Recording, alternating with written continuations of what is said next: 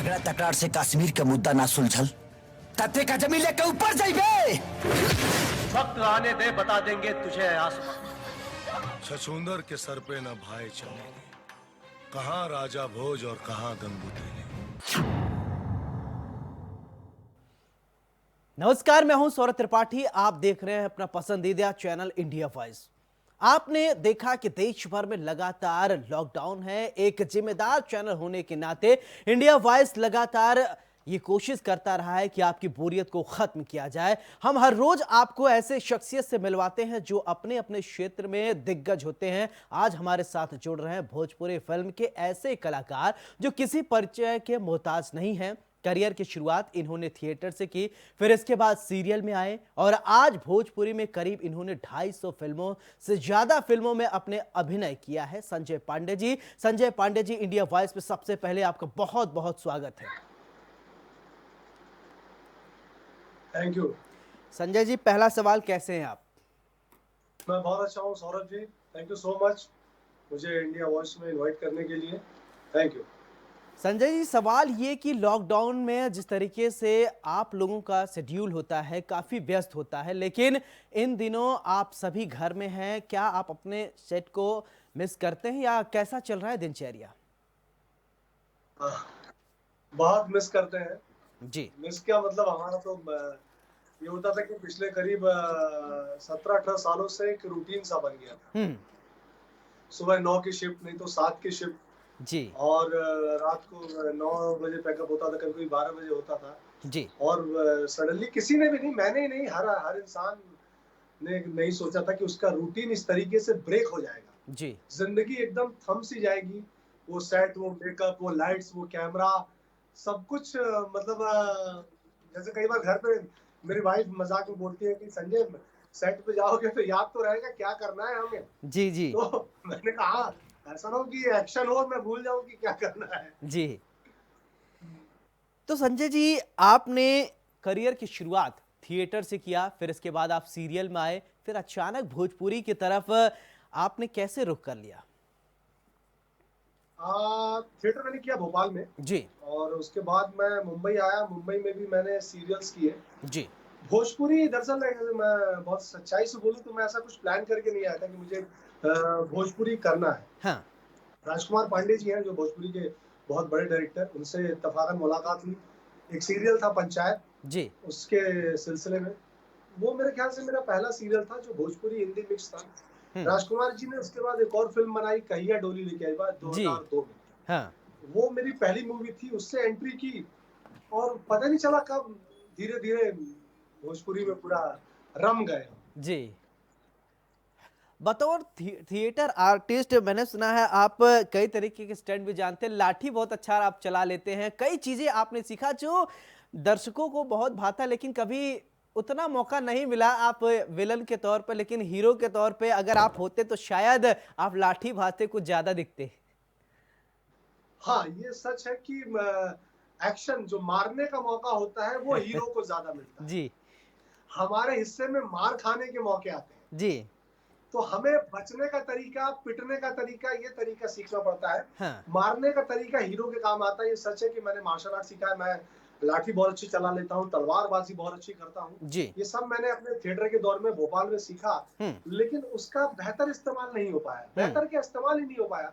अगर हम लाठी लेके हीरो के सामने आते भी हैं तो हम 2 लाठी मारते हैं, उसके बाद हमको बोला जाता है सर हो गया बस, अब आपको मार खाना है। जी। अब हीरो मारेगा। जी। हीरो हमसे बलवान हो ना हो, कैसा भी हो, लेकिन हीरो मारेगा हमको। जी। तो वो सच है कि वो काम आया नहीं हमारे। जी।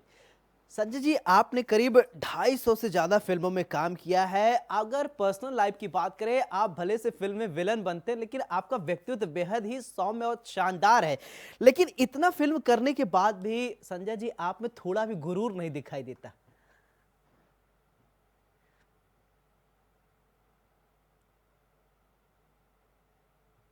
इंजीनियर अच्छी बिल्डिंग बनाता है, डिजाइन करता है, पुल बनाता है, एक डॉक्टर मरीजों को ठीक करता है। जी। बाकी हर डिपार्टमेंट, आप लोग अपना काम, मीडिया वाले अपना काम ईमानदारी से कर रहे हैं, उसी तरह हम एक्टर एक्टिंग करते हैं, लोगों का मनोरंजन करते हैं, जिस बात के हमें पैसे मिलते हैं। बिल्कुल। उस पैसे से हमारा घर चलता है, हमारा परिवार चलता है। तो लोग गुरूर, एक्टर गुरूर क्यों करने लगता है, ये मुझे आज तक समझ में नहीं आया। जबकि हर आदमी जो अपने डिपार्टमेंट में है, मीडिया से लेकर, मीडिया कर्मी से लेकर, डॉक्टर से लेकर इंजीनियर, जो भी है, एक मजदूर भी, वो अपने काम को ईमानदारी से करता है। गुरूर की वजह मुझे समझ में नहीं आई। जिस दिन समझ में आ जाएगी शायद उस दिन मुझे भी गुरूर हो जाएगा। शायद आप जब जाते होंगे सेट पे, सर स्टारडम आपने अपनी देखी है, लोग चारों तरफ से आपको घेर लेते होंगे, संजय जी आए, संजय जी आए, शायद यही कुछ ऐसी जो फीलिंग है बहुत लोगों में आ जाती है कि वही शायद गुरूर है। अब गुरूर, आप तो इतना डाउन टू अर्थ हैं, ये तो सब जानते हैं। संजय जी, एक सवाल ये, आपने बहुत स्टार्स के साथ फिल्म किया, खेसारी लाल के साथ काम किया, फिर आपने दिनेश लाल यादव, निरहुआ के साथ किया, आप सबसे ज्यादा कंफर्टेबल किसके साथ रहते हैं? देखिए, मैं दिनेश जी के साथ तो मैंने बहुत काम किया है। एक्चुअली दिनेश जी, खेसारी जी के साथ ज्यादा किया और मैं दोनों के साथ कंफर्टेबल रहता हूँ। लेकिन दिनेश जी के साथ जो मेरी केमिस्ट्री है जी, वो जो हमारी नोक झोंक है, जैसे हाँ। दिनेश जी के साथ मेरा अक्सर विलन ही किया है मैंने। हाँ। खेसारी के साथ मैंने उनके मालिक का रोल किया है, उनके बड़े भाई का रोल किया है। ये इत्तेफाक मुझे दिनेश जी के साथ नहीं मिला। दिनेश जी के साथ मुझे हमेशा विलेन का ही मिला है। और वो उसमें मैंने वो जो हमारी नोक झोंक है वो ऑडियंस को बहुत अच्छी लगती है दरअसल। जी। वो जो मैं यहाँ से चलाता हूँ, दिनेश जी बोलते हैं, तो मुझे लगता है ऑडियंस दिनेश जी के साथ ज्यादा लाइक करती है। खेसारी जी के साथ भी दीवानापन मेरी बहुत पसंद की गई, सहरा बांध के आऊंगा बहुत पसंद की गई, बट दिनेश जी के साथ लोगों को ज्यादा मजा आता है।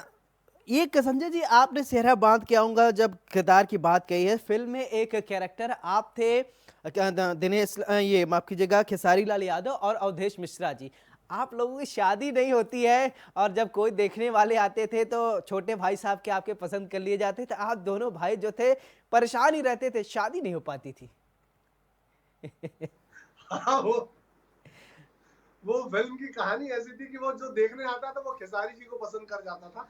और हम लोग कोशिश करते थे कि जब लड़की वाले आए तो वो घर पे ना हो, तो कभी मामा क्या भेज दें, कभी फूफा क्या भेज दें जी। और ऑडियंस ने बहुत पसंद किया उस किरदार को। और मेरे को भी, मेरी वो कॉमेडी लोगों को बहुत पसंद आई। अभी भी बहुत मैसेज आते हैं लोगों के कि सहरा में आपकी कॉमेडी बहुत अच्छी लगती है। वैसे विलन के साथ साथ आप जब कॉमेडी में आते हैं तो वास्तव में एक पता ही नहीं चलता कि इतने गजब के विलन और इतने शानदार तरीके से कॉमेडी कर लेते हैं। माने आप हर किरदार को बेहद ही शानदार तरीके से जीते हैं संजय जी। सौरभ जी, जब मैं कॉमेडी करने के लिए उतरा तो मुझे एक डर था। मेरे गुरुजी ने कहा था कि कॉमेडी तब करना जब ये सोच लेना कि अब विलेन नहीं करना है। हाँ। क्योंकि ऑडियंस के अंदर से अगर विलेन का डर खत्म हो गया जी, वो हंसाते हुए देखेंगे तो शायद वो डरेंगे नहीं। मैंने एक रिस्क लिया था क्योंकि विलेन करते करते मैं थक चुका था। कितना मार काट, ये सब लूट पाट, मतलब हिंसा, सब कुछ। मैं एक समय के बाद ऐसा पक गया था, मेरे घर में भी लोग पसंद नहीं करते थे। मेरी वाइफ, मेरी बेटी रुमझुम को भी ऐसा लगता था, पापा लास्ट में आप मार खाते हैं। तो बिटिया भी मेरी पसंद नहीं करती थी। तो मैंने कॉमेडी में ट्राई किया तो मुझे लगा था ऑडियंस मुझे दोबारा विलेन में एक्सेप्ट नहीं करेगी जी। लेकिन थैंक गॉड, और मैं प्रणाम करता हूँ अपनी उस ऑडियंस को जिसने मुझे हर किरदार में पसंद किया। सच में मैं अपने आप को लकी मानता हूँ कि कॉमेडी के बाद भी मैंने विलन किया है और कॉमेडी करते करते भी विलन किया है।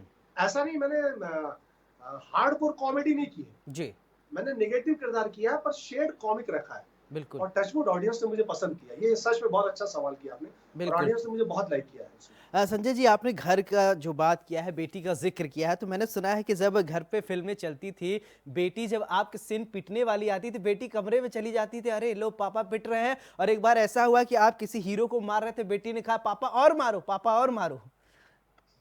हाँ, वो एक्चुअली वो बात घटना है कि मेरी वाइफ रागिनी किचन में थी और हॉल में मेरी बेटी बैठी थी। अचानक वो चिल्लाने लगी, मारो पापा, मारो मारो मारो इसको पापा, मारो जी। मेरी वाइफ घबरा गई कि अचानक हुआ क्या, ये किसको मार रही है। अचानक देखे कि मैं विलेन को हीरो को मार रहा था जी।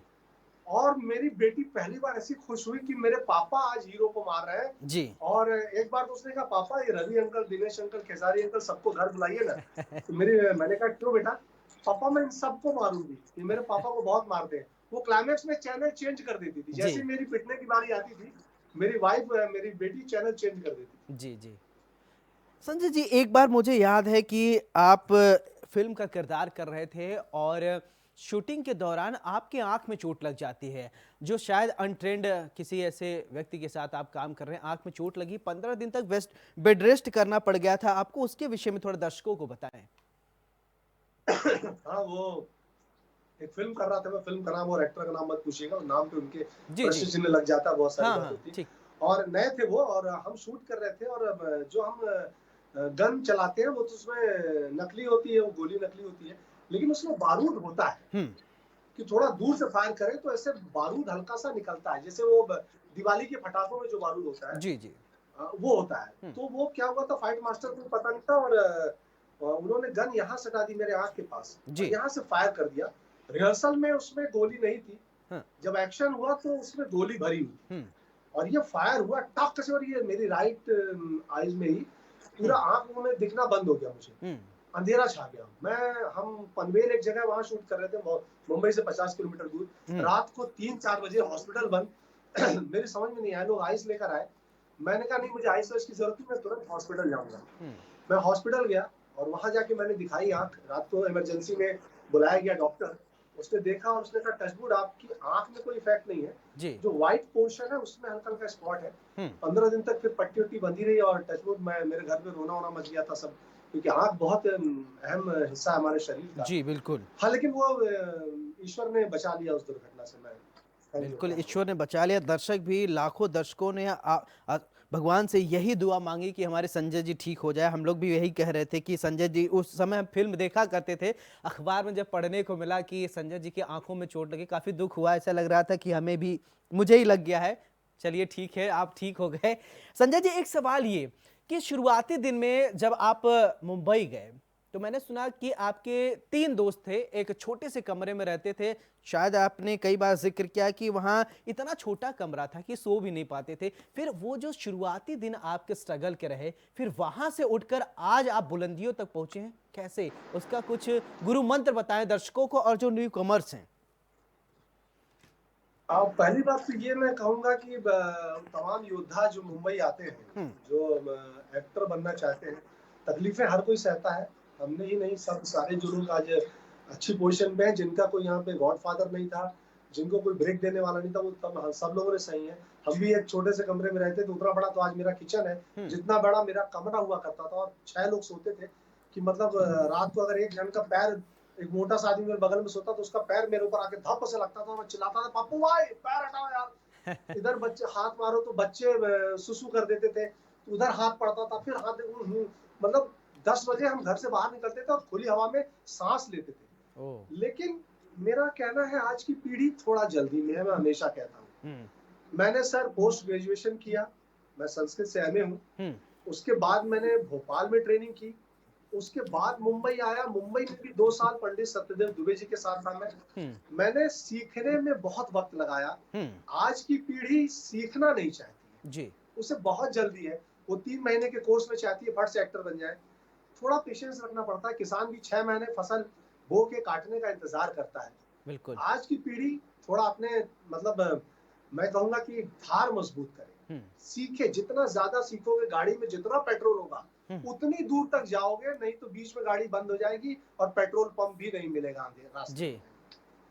बिल्कुल। संजय जी, आपका व्यक्तित्व तो जो है वो कहीं से विलन जैसा नहीं लगता, आप जितने स्मार्ट दिखते हैं, हर तरीके से आप हीरो लगते हैं। मैंने सुना था शुरुआत में जब आप प्रोड्यूसर के पास जाते थे, प्रोड्यूसर जब आपको देखते थे वो सोचते थे कि आप हीरो बनने आए, जब आप कहते थे विलन बनना चाहते तो लोग शॉक्ड रह जाते, उसके बारे में जरूर बताएं। हाँ, मैं शुरू में मेरा टारगेट था, मैं विलन बनने का ही सोच के आया था। तो जैसे मैं ऑफिस में जाता था, तब तो मैं बात कर रहा हूँ 17-18 साल पहले की जी जी, तो लोग बोलते थे हाँ बोलिए, उनको लगता था हीरो बनने आया, मैं बोलता था कि जी मैं मेन विलन करना चाहता हूँ। तो मुझे ऐसे देखते थे, विलन? मैंने कहा जी। अरे यार गुरु, दिखते तो हीरो यार, विलन कैसे करोगे? मैंने कहा सर आप विश्वास करिए मुझ पर, मैं विलन बन के दिखाऊंगा और ऑडियंस को डराऊंगा, लोग एक्सेप्ट करेंगे मुझे। अच्छा, तो शुरू में राज जी ने जैसे मुझ पर ट्रस्ट किया, ऐसे 1-2 लोगों ने और ट्रस्ट किया, और बहुत सारी फिल्में मैंने उस तरीके से की और ऑडियंस ने एक्सेप्ट कर लिया मुझे विलन में। मुझे ज्यादा मेहनत करनी पड़ती है सौरभ जी, मैं आपको बताऊं, विलन करने के लिए मुझे गेटअप लेना पड़ता है, दाढ़ी तो अभी कटवाई है मैंने, मतलब मेरा एक सीरियल आता है उसमें दाढ़ी बढ़ाई थी मैंने जी, देखा था मैंने फेसबुक पर जी। हाँ, तो दाढ़ी वाड़ी बढ़ा के खूंखार बनना पड़ता है मुझे। हम्म। तो बहुत मेहनत फिजिकली भी अपने अपने चेहरे की जो खूबसूरती है, जो मोनोटनस है, उसको तोड़ना पड़ता है मुझे। जी बिल्कुल। एक सवाल ये काफ़ी लोग ये जानना चाहते थे कि जब आप सेट पर होते हैं और जब आपके सामने कई सारे ऐसे दिग्गज होते हैं, जैसे कि अभी क्या बोलते हैं, आपने कई फिल्मों में जब काम किया, क्या है आपके साथ खेसारी लाल के साथ एक और विलन है जो अवधेश मिश्रा, वो भी जब रहते हैं, जब दो विलन आमने सामने होते हैं उस समय जब किरदार निभाना पड़ता है तो कैसा महसूस होता है, क्योंकि दोनों दिग्गज हैं। मैं अवधेश जी और मैं बहुत अच्छे मित्र हैं जी और हमारी केमिस्ट्री बहुत अच्छी है स्क्रीन की। जी। और हम लोग करेक्टर बदलते बदलते रहते हैं। जैसे एक फिल्म में वो मेरे छोटे भाई बने हैं हम्म। प्रेम दीवानी में, और उसके बाद एक फिल्म में दिलेर, उसमें मैं अवधेश जी का बेटा बना हूँ। जी। तो चूंकि हमारी रियल लाइफ केमिस्ट्री बहुत अच्छी है, हाँ ये है कि ऑडियंस के लिए और मेकर्स के लिए, इंडस्ट्री में कहावत है कि आपने तो यार 2 शेर पाल लिए, जंगल जी। में 2 शेर ले आए। तो हम्म। हम दोनों को मतलब वो डायरेक्टर ही संभाल पाते हैं जो हम दोनों के दोस्त होते हैं, बहुत बेहतर जानते हैं। लोगों के मन में डर तो रहता है कि इन दोनों दिग्गजों को एक साथ ले आए हम स्क्रीन पे, तो ऑडियंस को हमारी केमिस्ट्री अच्छी लगती है। जी। संजय जी, एक सवाल ये कि आप क्या विलन के बाद अगर आप कमबैक करें या छोड़ना चाहें तो क्या आप किसी फिल्म में हीरो बनना पसंद करेंगे क्या? ठीक है, वैसा हीरो तो मेरी उम्र भी नहीं है जैसे कि पेड़ के पास गाना, रोमांस करना। हाँ, जिस तरीके के किरदार इरफान साहब ने कुछ फिल्मों में निभाए थे, और उस जी। तरीके से जो कहते हैं ना सेंट्रल कैरेक्टर, हम्म। पॉजिटिव सेंट्रल कैरेक्टर, हम्म। उसे आप फिल्मी भाषा में हीरो भी कह सकते हैं। हम्म। अभी चूंकि अब धीरे धीरे भोजपुरी में वो दौर आ रहा है, हम्म। तो अगर वैसा दौर आया और मुझे ऑफर हुआ तो मैं करना चाहूंगा। बिल्कुल। चलिए, इंडिया वॉइस की भी शुभकामनाएं है आपके साथ कि आप हीरो बने और हम लोग देखें कि अभी तक अपने विलन को जब हीरो देखेंगे तो एक अलग ही मजा, एक अलग ही फ्लेवर होगा, क्योंकि बहुत सारी फिल्में हमने आपकी देखी हैं। संजय जी, एक सवाल ये भी है कि जब आप सेट पर आते हैं, मैंने सुना है आपको चाय बहुत पसंद है, हर घंटे में आप चाय पीते हैं, लोग परेशान हो जाते हैं कि संजय जी इतना चाय। चाय सच में मैं बहुत पीता हूँ। और अभी इंटरव्यू शुरू हो रहा था तो मैंने अपने वाइफ से बोला था कि चाय चढ़ा दो, क्योंकि मुझे नो डाउट हर आधे घंटे 1 घंटे में चाय पीने की आदत है। ये सही जी। खबर है, पूरी इंडस्ट्री में इस बात की चर्चा होती है। और मैं एक रेस्टोरेंट चाय पे चर्चा, जो मेरा फेमस अड्डा है, कि संजय पांडे से कहीं मिलना हो तो चाय पे चर्चा पे मिल ले। जी। तो मेरी वाइफ भी इस बात को लेकर परेशान रहती है कि आप कितनी चाय पीते हैं। हाँ, ये सच है कि मैं चाय बहुत पीता हूँ। जी। तो लॉकडाउन है, इस समय आप घर पे ही हैं और मैम भी घर पे होंगी, बेटी भी हैं, तो कैसे दिनचर्या, क्या उन लोगों के साथ जो आपका कोऑर्डिनेशन है, क्या मैंने सुना बहुत सारे ऐसे सेलिब्रिटी हैं परिवार के साथ खाना बना रहे हैं, कुछ अलग अलग तरीके से काम कर रहे हैं, कि आप चाय बना के भाभी जी को पिला रहे हैं क्या? हाँ सर, ये सच है, सुबह की चाय मैं ही बनाता हूँ। जी। सुबह की पहली चाय मैं बना के देता हूँ। और जब कभी, चूंकि मैं बार बार वाइफ से बोलूंगा तो गुस्सा होती है, कितनी चाय पीते हैं आप। जी। तो चुपके से चाय बना के ले आता हूँ, तब वो खुश हो जाती है। सब्जी वब्जी बना लेता हूँ, एक आध हेल्प कर देता हूँ मैं थोड़ी सी। और नो डाउट ये लॉकडाउन के बाद, ये तो सच है कि एक महामारी ने पूरे विश्व को घेर रखा है, लेकिन आप अपने ऊपर काम करने के लिए, अपने परिवार के साथ रहने के लिए, जैसे मेरी बेटी, मेरी वाइफ रागिनी की बहुत इच्छा होती थी कि शाम का समय मैं, वो दिन भर नहीं, शाम को चाहती थी कि मैं उनके साथ रहूं। और उन्होंने एक दिन भगवान से बोला, भगवान मेरे पति को कुछ दिन की छुट्टी दो ताकि वो घर पे मेरे साथ रह सके। आप बोलते हैं कि भगवान ने पता नहीं क्या क्या सुन लिया, उल्टा सुन लिया, इतनी लंबी छुट्टी दे दी आपको। जी। तो ये सच है, परिवार एंजॉय कर रहा है मेरे साथ, मेरी बेटी, मेरी वाइफ, दोनों खुश हैं। और घर के सारे काम हम लोग मिलजुल के करते हैं, और साथ में अंताक्षरी खेलते हैं, टीवी देखते हैं और गेम्स खेलते हैं, बहुत मस्ती करते हैं। अच्छा लग रहा है मुझे, बहुत अच्छा लग रहा है। एक सवाल ये कि संजय जी, आपने इतनी सारी फिल्में की है कि करीब 250 के ऊपर आंकड़े हैं, इनमें सबसे फेवरेट फिल्म की अगर आपकी बात की जाए तो आपको जो सबसे ज्यादा पसंद है? सौरभ बाबू, ये बहुत कठिन सवाल कर दिया है आपने दरअसल। जी। 300 फिल्मों में कैसे चूज करेगा कोई एक फिल्म? हाँ। एक फिल्म कौन सी पसंद है? हाँ, जैसे ऐसे बहुत सारी फिल्में हैं, 300 में 4-5 कह सकता हूँ मैं। मेरी बिगिनिंग में आई थी चलिए, फिल्म चार ही दीवाना। बता दें जो आपको पसंद हो। दीवाना फिल्म मेरी आई थी, जो मुझे बहुत पसंद है। जी। और दीवाना के बाद मेरी एक फिल्म आई है दिलदार संवरिया, वो मुझे बहुत अच्छी लगती है। निरहुआ हिंदुस्तानी, राजा बाबू, मेरी आने वाली है गबरू फिल्म, महेश पांडे उसके डायरेक्टर हैं। और महेश पांडे के साथ ही एक और फिल्म की थी मैंने, जो मेरी बहुत पसंदीदा फिल्म है, रानी चली ससुराल। इस तरीके से 5-6 फिल्में हैं। फिल्में सभी पसंद है। ये वो आपने डायरेक्टरों को लड़वा देंगे मुझसे, आपकी मेरी फिल्म का नाम नहीं लिया आपने जी। तो बहुत सारी फिल्में हैं जो मुझे बहुत पसंद है, लेकिन दीवाना, दिलदार संवरिया, निरहुआ हिंदुस्तानी, 1, 2, 3, राजा बाबू सबसे ज्यादा, बंधन फिल्म मेरी बहुत अच्छी है। जी जी। इस तरीके से बहुत सारी फिल्में हैं मेरी। जी नहीं देखिए चाय बन के आ गई सर मेरी। जी जी बिल्कुल। मैं आप पहले एक चाय की चुस्की लीजिए, फिर अगला सवाल मैं पूछ देता हूँ। ठीक है, जैसे क्योंकि चाय पे चर्चा बहुत होती है, आप चाय पी रहे हैं, तो मैंने सुना है कि चाय बेचने वाला अपना प्रधानमंत्री है और हमारे संजय जी को चाय पीना बहुत पसंद है। तो एक सवाल ये बनता है कि जिस तरीके से लगातार कोरोना वॉरियर्स को लेकर सवाल उठे हैं, आपने भी देखा, मीडिया में हम लोगों ने भी लगातार दिखाया, उन पर लगातार अटैक किए गए। इन लोगों को आप क्या कहेंगे जो कोरोना वॉरियर्स के ऊपर अटैक कर रहे हैं? सभी बहुत दुखद है। ये तो मतलब वही हाल है कि जो आपका भला चाहता है आप उसका ही बुरा चाह रहे हैं। जी। कि जो आपका हित चाह रहा है आप उसके ही अहित में खड़े हैं। कहाँ दिमाग जा रहा है आपका, आपकी सोच कैसी हो गई है। ये लोग दरअसल हमारे यहाँ थोड़ा सा कई जगहों पे शिक्षा का अभाव है, समझ की कमी है जी। और ये हमारे लिए नहीं पूरे देश के लिए बहुत दुखद है। मैं उन लोगों को सैल्यूट करता हूँ जो अपनी जान हथेली पे लेकर हमारी जान बचाने निकले। जी। तो मेरी उन लोगों से फिर विनती है कि भाई उनकी जान सलामत रखो जो आपकी जान सलामत रखने के लिए जंग लड़ रहे हैं। जी। संजय जी, आपके लाखों फैंस हैं जो जगह जगह फंसे हुए हैं और परेशान हैं, आप पर्सनली क्या संदेश देना चाहेंगे उन्हें? देखिए सर, मैं सबसे पहले तो यही कहूंगा कि वो सही सलामत घर पहुंचे। जी। अभी मेरा ड्राइवर गया है करीब 3 दिन पहले और वो ट्रेन से गया है, बहुत अच्छे से गया है वो। और उसने बताया कि उसे रास्ते में कोई तकलीफ नहीं हुई, बहुत अच्छे से गया। हाँ, कुछ चीजें मैनेजमेंट गड़बड़ हुआ, कुछ बहुत से लोगों को पैदल जाना पड़ा, बहुत लोग तकलीफ में आए, हमने न्यूज में देखा, जो देखकर हमें बहुत दुख हुआ। ये हमारे अपने ही लोग हैं। हाँ। हमारे अपने प्रदेश के लोग हैं, हमारे अपने देश के लोग हैं। और कहाँ चूक हुई ये मैं नहीं समझ पा रहा हूँ, लेकिन हाँ मुझे अब लग रहा है कि हालात बहुत बेहतर हो गए हैं। लोग बहुत अच्छे से घर पहुंच रहे हैं, सोशल मीडिया पे भी चीजें आ रही हैं। लेकिन जो लोग रुक सकते हैं घरों में जी, कुछ लोग तो दूसरों को देकर बाहर ले रहे हैं। वो जा रहा है पड़ोसी, हम भी निकल लें जी। अरे यार आप अपने हालात देखिए, अगर आप यहाँ सस्टेन कर सकते हैं, रुक सकते हैं तो रुकिए बंधु। यही वो शहर, मैं कहता हूँ मुंबई ने मुझे रोजी रोटी दी है, मुंबई की बदौलत मैं आज जहां पर हूँ। इस शहर को इस हाल में छोड़कर मैं कैसे भाग जाऊं? इस शहर ने जब मुझे संभाला तो ये शहर आज और अब भी मुझे संभालेगा जी। संजय जी, कुछ मजदूर जो थे वो ये भी कहने लगे कि देखिए थोड़ा सा पॉलिटिकल है सवाल, लेकिन आप शायद जानते हैं कि कुछ मजदूरों को ये भी कहना है कि सरकारें जो हैं उनको राशन नहीं मुहैया करा रही, उनको मकान मालिक प्रेशराइज कर रहे हैं कि आप किराया नहीं दे पा रहे हैं, रूम छोड़ दीजिए। लेकिन सरकार की तरफ से कहा गया था, मकान मालिकों ने भी कहा, उनसे कहा गया कि आप घर पे रहिए, लेकिन ऐसा लोग नहीं कर पाए। यानी कहीं ना कहीं लोग मजबूर दिखे तभी वो घर छोड़कर जाने को मजबूर है। कोई 200 किलोमीटर, कोई 300 किलोमीटर, कोई 1000 किलोमीटर पैदल निकल पड़ा। यहाँ तो 10 किलोमीटर ही पैदल चलना पड़े तो हालत खराब हो जाती है।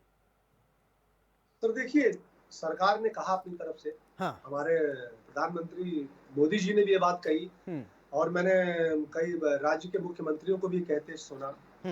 मेरा भी घर अपना मैंने दिया हुआ है रेंट पे और हम 2 महीने से रेंट नहीं ले रहे हैं, ये बहुत सच है। हमारे किराएदार ने बोला सर चीफ मिनिस्टर ने कहा है, तो मैंने कहा कोई बात नहीं, चलिए पर हमें बता दीजिए, कोई जरूरत नहीं, आप मत दीजिए 2 महीने का रेंट, आगे दे दीजिएगा। ये कई चीजें सौरभ जी व्यक्तियों पे डिपेंड करती है। सरकार हर व्यक्ति के मन में नहीं घुस सकती जी, सरकार हर व्यक्ति के घर में नहीं जा सकती। सरकार अपनी तरफ से एक अच्छा संदेश देती है, उसे मानना न मानना ये व्यक्ति पर निर्भर करता है। तो जो लोग नहीं मान रहे हैं इस बात को, किराया ले रहे हैं, हालांकि कई बार ये चीजें भी होती है कि कई लोगों का घर उस किराए से ही चलता है सौरभ जी जी, बिल्कुल। वो क्या करेंगे? कई तरह की मजबूरियां सौरभ जी। हम हर हालात को, हर व्यक्ति की मजबूरी को नहीं समझ पा रहे हैं। हो सकता है मकान मालिक की अपनी मजबूरी हो, बिल्कुल, जो किराया लेता हो उसी से उसका घर चलता हो। अब वो अपना घर कैसे चलाएगा? जिनका घर चल सकता है, जो संभाल सकते हैं, उनको संभालना चाहिए। तो ये बहुत सारी चीजें व्यक्ति पर्सन टू पर्सन डिपेंड करती है। बिल्कुल। चलिए, ये तो थोड़ा कोरोना से जुड़ी बात है, एक फिर आपसे कुछ दर्शक हैं जो जानना चाहते हैं और लगातार वो कमेंट कर रहे हैं कि संजय जी से एक सवाल जरूर लिया जाए। तो कुछ दर्शकों का ये भी कहना, जो आपके चाहने वाले हैं, उन्होंने एक सवाल पूछा है, फिल्मों में सीन करने से पहले जो फाइट के सीन होते हैं, सुना है कि संजय जी मंदिर में जाते हैं, पहले दर्शन करके आते हैं, भगवान चोट न लगे। मंदिर में दर्शन तो नहीं करता हूँ, लेकिन भगवान को एक बार प्रणाम जरूर कर लेता हूँ। एक्शन के पहले हाँ। भगवान को एक बार प्रणाम करता हूँ और देख लेता हूँ फाइट करते हुए हीरो को। अगर वो कॉन्फिडेंट दिखा, हमें एक पंच भी समझ में आया था। वो कहते हैं ना कि चावल का एक दाना बता देता चावल कितना पका हुआ है। जी बिल्कुल। तो गृहिणी को पूरा चावल नहीं देखना पड़ता, वो एक दाने को दबा के देख लेती हो चावल पक गया है। हम बैठ के सेट पे एक्शन करते हुए हीरो, मैं पुराने हीरोज की बात नहीं कर रहा हूँ, दे ऑल ट्रेंड, वो कहीं से कोई दिक्कत नहीं है। नए नए जो लड़के आते हैं उनको देखता हूँ लड़ते हुए, अगर सही लड़ रहा है, कई बार मजबूरी है, हमने बहुत अत्याचार किया हीरो पे, उसको कहता है कि भाई सर लड़ना तो पड़ेगा ही आपको, तो थोड़ा फाइट मास्टर से बोलते हैं, थोड़ा हीरो को बोलते हैं कि ऐसे ऐसे वो मत करना कि लग जाए चोट। और हाँ, जब एक्शन कंप्लीट हो जाता है ना, तो हम एक बार भगवान को थैंक यू बोलते हैं और ऐसा लगता है हमने गंगा नहा लिया। बिल्कुल।